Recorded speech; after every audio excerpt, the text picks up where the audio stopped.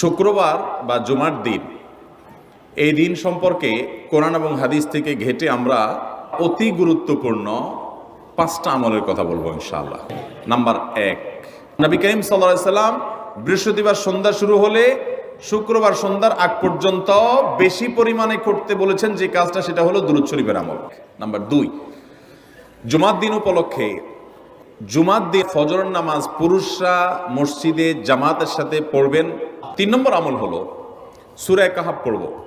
4 নম্বর আমল হলো গোসল করা উত্তম রূপে, ইমামের কাছাকাছি গিয়ে বসা, কোনো অনর্থক কাজ না করা।